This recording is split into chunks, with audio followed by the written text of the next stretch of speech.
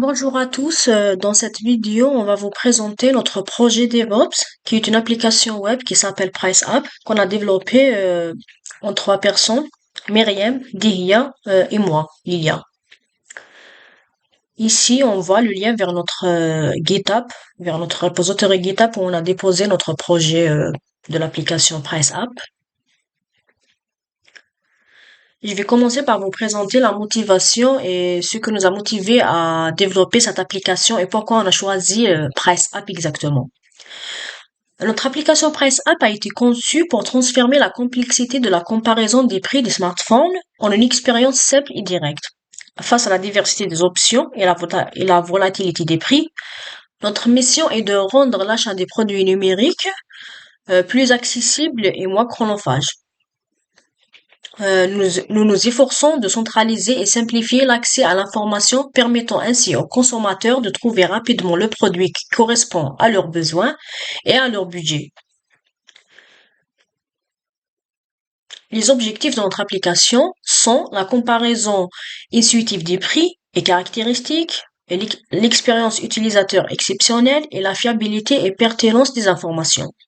Pour ce qui est comparaison des prix et caractéristiques, PriceApp se démarque par sa capacité à permettre aux utilisateurs de comparer facilement les prix et caractéristiques des différents modèles de téléphone, offrant ainsi une vision claire de marché. Et pour ce qui est expérience utilisateur exceptionnelle, notre interface est conçue pour être fluide et garantissant une navigation euh, et une interaction agréable pour tous les utilisateurs. Et pour la fiabilité et pertinence des informations, nous nous engageons à fournir des données à jour et précises, assurant ainsi que nos utilisateurs ont accès à des informations fiables pour leurs décisions d'achat.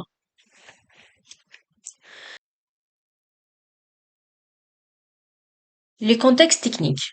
Notre site web PriceApp est développé avec Django, qui est un framework web robusté basé sur Python et enrichi de technologies front-end telles que HTML, CSS et JavaScript. Donc pour ce qui est back-end, on a utilisé Django et Python, le framework Django. Et pour le front-end, on a utilisé HTML, CSS et JavaScript, ainsi que les bibliographies Bootstrap. Et pour ce qui est la gestion de projet et les tests, on a utilisé les GitHub Workflows. Ici, comme on voit, notre user story de notre application, et ce que les utilisateurs peuvent faire avec notre application. On peut voir qu'il y a la gestion des comptes, l'histoire, le tableau de bord de l'histoire, les souhaits, lorsqu'un utilisateur souhaite acheter un téléphone ou un ordinateur, il a un souhait d'achat. On peut aussi afficher les détails des souhaits. On peut faire des shopping meetings, une sortie ensemble et des réunions de shopping. Et on peut aussi créer un groupe et accéder au résumé des groupes qu'on a déjà créés. Les éléments DevOps et gestion de projet utilisés. Pour notre application PriceApp, on a utilisé Django C pour automatiser les tests et vérifier la santé de code à chaque commit et aussi exécuter les tests unitaires. Et on a utilisé aussi Codacy pour l'analyse de code automatisé pour identifier les problèmes de qualité de code et de sécurité et la génération des rapports sur la qualité de code. Et on a utilisé Scrutinizer pour une analyse approfondie de code, pour améliorer la qualité de code et la performance et le suivi des changements de qualité de code au fil de temps. Ici, comme on l'a déjà précisé, on a utilisé Git et GitHub pour notre gestion de projet. Donc là, on arrive aux features qu'on a déjà programmées. Jusqu'à ce jour, on a réussi à développer 4 grandes features et 2 petites features.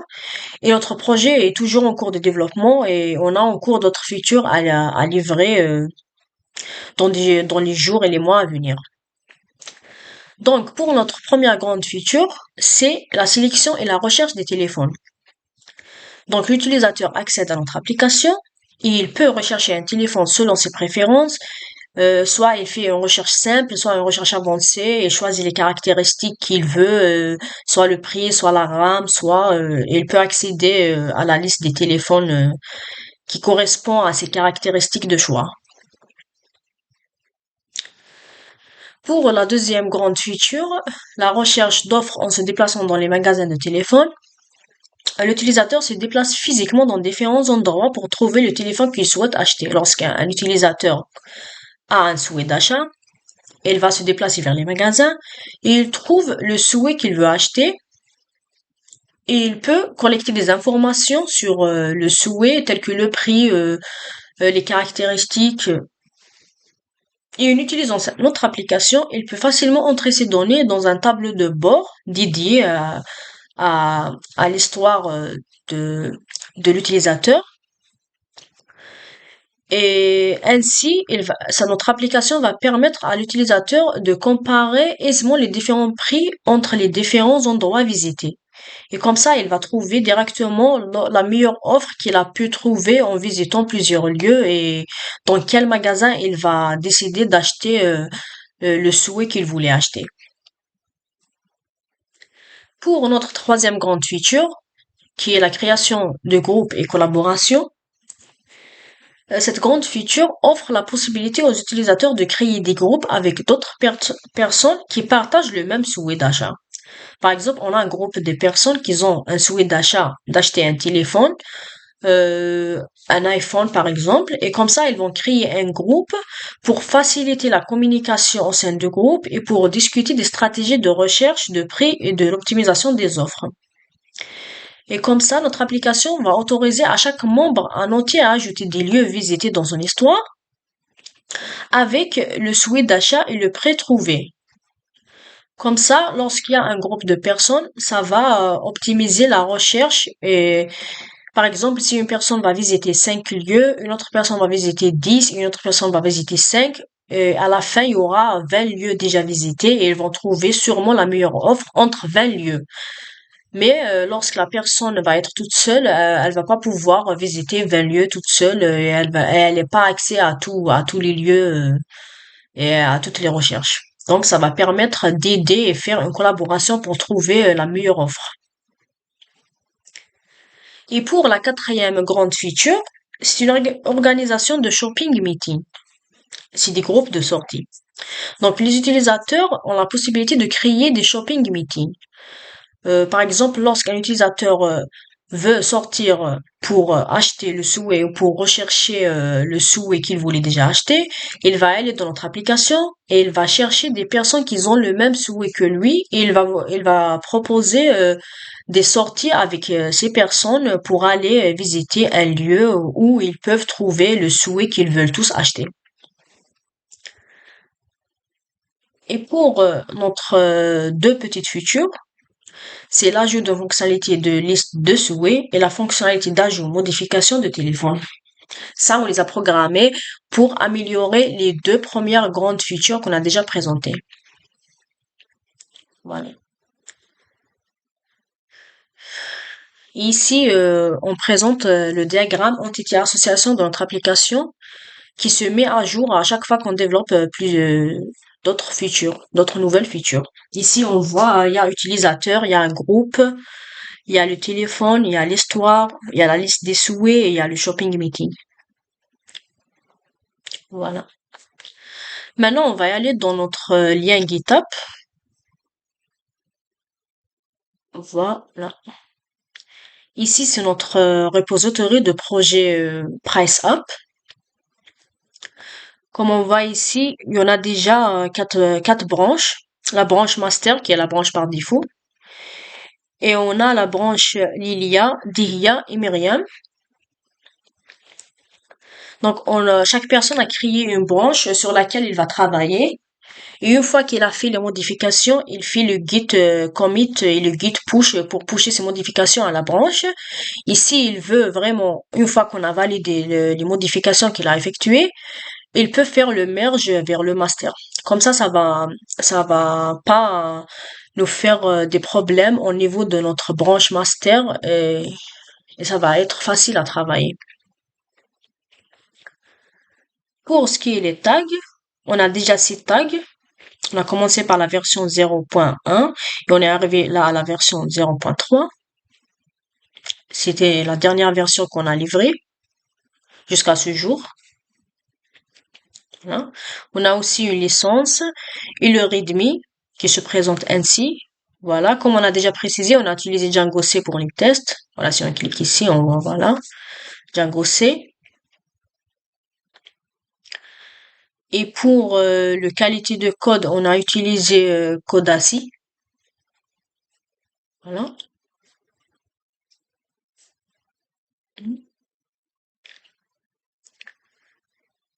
Et pour le build, on a utilisé Scrutinizer. On a essayé de faire la couverture aussi, mais on n'a pas réussi. Il y avait un problème. On n'a pas vraiment réussi à faire la couverture de projet. Ici, c'est un guide pour l'installation de notre projet. Voilà. Et un résumé de nos fonctionnalités qu'on a déjà programmées. Pour permettre à tous les collaborateurs de notre projet, pour Myriam, Idia et moi aussi de travailler sur le projet, on a fait le guide clone pour cloner le projet et permettre de travailler dessus. Et on a aussi les commits. Ici, par exemple, on voit son F commit. Voilà. Myriam, commit de 2 weeks ago. Ça fait 2 semaines qu'elle a fait le commit. Lilia, Dihia, voilà. Les commits.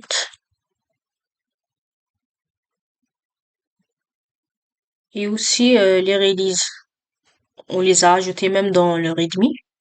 Si on va à la version 3, voilà, on peut trouver notre release où on a parlé sur les features qu'on a programmées dans cette version. Comme on l'a déjà précisé, la création de groupes de collaboration et l'organisation de shopping meeting. Aussi les deux petites features qu'on a améliorées par rapport à deux premières grandes features qu'on a déjà fait en version 0.2. Voilà, ici on peut aussi trouver notre documentation PDF. On l'a aussi ajouté ici. Voilà. Et pour ce qui est la version 2 aussi, on l'a. Je vais vous la montrer. 0.2. Voilà. Voilà. Voilà. Avec la release. Les deux grandes features qu'on a programmées pour notre première version, qu'on a déjà aussi citées.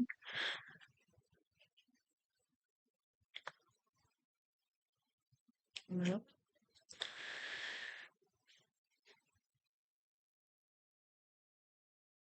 Maintenant, je vais laisser la parole à Dihya pour vous faire la démonstration de notre application web et ce qu'on a réussi à faire jusqu'à aujourd'hui dans notre application. Bonjour à tous, je suis ravie de vous présenter notre projet aujourd'hui en Master 1 MIAGE à l'Université de Nanterre, intitulé Price Up. Donc Price Up représente un site web dédié à la gestion et à l'optimisation des achats pour divers produits numériques tels que les téléphones, les tablettes, les ordinateurs et bien d'autres encore. Ici, sur notre page d'accueil, il y a un bouton s'inscrire. Donc, il faut s'inscrire sur notre site web au début. Une fois inscrit, vous pouvez accéder directement sur cette page-là, du coup. Une fois inscrit, donc, vous pouvez se connecter sur votre compte. Donc là, j'ai déjà créé un compte. Donc, il suffit juste que je me connecte. Donc, je fais connecter. Donc là, je suis sur la page d'accueil de mon compte, de mon site web. Donc voilà, une fois connecté sur Price Hub, vous avez accès à plusieurs sections. Donc la première, c'est téléphone. Cette section vous permet donc d'accéder à notre base de données de téléphones existants. Donc vous pouvez trier par prix, attendez, par prix par exemple, par évaluation ou par avis. Et vous avez donc également la possibilité d'ajouter un nouveau téléphone, mais il faut donc remplir tous les champs requis. Donc là, il y a un identifiant par exemple, il y a un phone number, il y a une image. Par exemple, là, j'ai essayé d'ajouter une image auparavant. Il y a l'URL, il y a la batterie, il y a plusieurs vraiment champs à remplir. Donc il suffit juste de cliquer sur ajouter normalement, donc ça devrait faire automatiquement. Voilà, donc revenons en arrière. Et donc, il y a aussi ici, sur la même section, vous pouvez donc faire une recherche avancée. Donc, cette fonctionnalité qui vous permet de spécifier des critères précis tels que le nom de téléphone, ou oui, le nom de téléphone, le prix, les systèmes d'exploitation, les critères, enfin les capacités de stockage, la marque, etc. Donc, cela vous permet de faire une recherche plus ciblée pour justement trouver le produit exact que la personne souhaite, enfin le téléphone qu'elle désire. Donc voilà. Ensuite, revenons un peu en arrière, on a donc la section gestion des histoires. Donc ça ici, donc c'est votre histoire. Donc vous pouvez enregistrer les visites en spécifiant les détails comme la marque par exemple, comme la catégorie du produit. Donc là il y a téléphone, il y a tablette, il y a ordinateur, il y a un accessoire d'ordinateur par exemple, il y a aussi un autre, c'est-à-dire que la personne ou l'utilisateur peut rajouter une nouvelle catégorie qui n'existe pas déjà sur notre site web. Donc il y a la marque, il y a le nom du produit, le magasin visité, donc quel est le nom du magasin, le lieu, le prix et la date. Voilà, la date du visite. Donc ceci facilite donc la comparaison des prix et l'identification des meilleures offres. Donc il suffit juste de faire enregistrer et ça enregistre automatiquement. Donc il faut toujours remplir tous les champs requis. Donc voilà. Ensuite, une autre section qui est le tableau de bord. Donc une section de tableau de bord. Donc ici, cette section offre un aperçu complet de vos visites passées, incluant donc les détails tels que la date qui est là, le magasin, le produit et son prix. Donc le magasin, le produit et son prix, et le lieu aussi. Donc cela vous permet de garder donc une trace précise de toutes vos recherches. Et cela, ça aide vraiment l'utilisateur pour faire des petites conclusions, pour choisir une bonne offre qui lui convient. Donc voilà.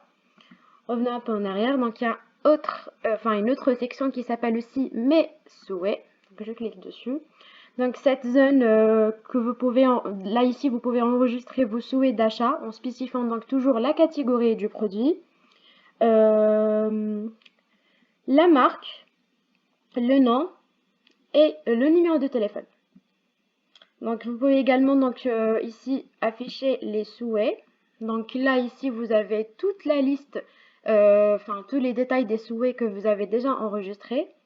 Donc là vous pouvez également supprimer ou marquer un souhait comme clôturé une fois satisfait. Voilà. Et quand c'est marqué encore de traitement, ça veut dire que l'utilisateur n'a pas encore choisi son produit. Voilà. Ensuite, on a Shopping Meeting ici et création du groupe. Donc c'est un peu il y a une complexité entre les deux. Donc ici, ces deux fonctionnalités, la planification des meetings et la création des groupes, donc elles permettent de planifier des sorties d'achat en groupe, donc c'est-à-dire ici en groupe, ici. Donc l'utilisateur peut choisir toujours la catégorie qu'il veut, la marque de cette catégorie et le nom. Et il fait créer un groupe. Là, si je fais afficher des groupes, parce que j'ai déjà créé plusieurs groupes, donc j'ai un groupe de tablettes avec Myriam, avec son numéro de téléphone qui a déjà clôturé son souhait. Et ça, c'est le résumé du groupe. Et je peux faire afficher l'historique et j'aurai l'historique de ces visites. Voilà. Donc, revenons à Shopping Meeting. Donc ici, comme je vous ai dit, en fait, la création de ces planifications de meetings et des groupes, ça permet aux utilisateurs de partager, de planifier des sorties d'achat en groupe avec des personnes partageant donc des intérêts similaires.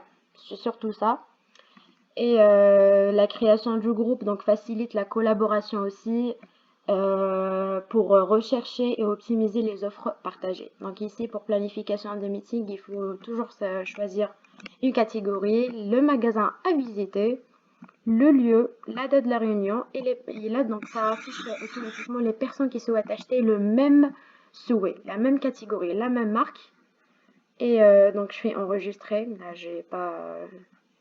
j'ai pas testé, donc, mais j'ai déjà fait plusieurs tests. Donc, je fais juste afficher mes réunions. Et donc là, j'aurai toute l'historique de réunions que j'ai déjà créées. Donc là, par exemple, je suis d'IA, donc je prévois d'organiser une réunion de shopping pour explorer les téléphones disponibles au magasin d'iPhone à La Défense. Et les participants qui viennent avec moi, donc il y aura Myriam et Léa. Je peux supprimer cette réunion, comme je peux la sauvegarder, comme je peux aussi ajouter un nouveau planning. Voilà. Donc merci à vous, merci pour votre écoute et j'espère que ça vous a plu. Donc voilà. Si vous avez des questions ou quoi que ce soit, donc n'hésitez pas à nous contacter. Et donc voilà, donc Ensemble Price Up offre une plateforme dynamique pour gérer justement vos recherches et vos souhaits d'achat et organiser justement des sorties d'achat en groupe, ainsi donc de collaborer pardon, pour dénicher les meilleures offres. Donc voilà, merci pour votre attention et pour votre intérêt pour notre site web PriceUp. Donc, et n'hésitez pas surtout à explorer nos fonctionnalités pour une expérience optimale dans vos achats numériques. Merci.